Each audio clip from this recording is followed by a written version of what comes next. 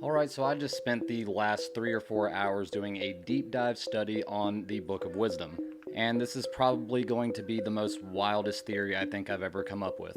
Not only did I study the entire history of the Book of Wisdom, but I also read the entire Book of Wisdom. And I had a wild epiphany that the author is supposed to be anonymous for the Book of Wisdom. I think it was Jesus. Let me explain. If you go back and reread the Book of Wisdom through the lens as if Jesus wrote it himself, it almost makes sense with everything that he was talking about inside of his ministry. And originally, I thought that the Book of Wisdom was written much longer before Jesus ever walked the earth, and actually, there is a lot of scholarship to say that it was actually compiled in his time period, when he was alive, right before his ministry started.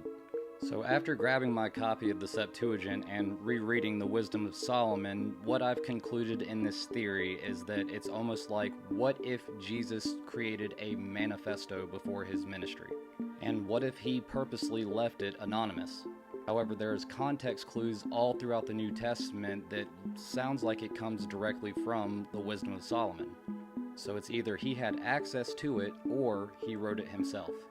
And the biggest clue is when he talks about when the Queen of the South will rise and judge that generation, where he even says the Queen of Sheba traveled a great distance to hear the wisdom of Solomon, and then proceeds to call himself a greater Solomon, using the same pseudonym and the same title that was both later attributed to this text.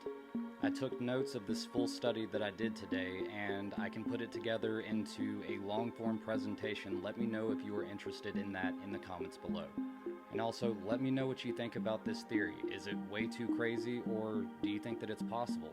Possible that we've had a handwritten text directly from Jesus this entire time, and we just completely overlooked it.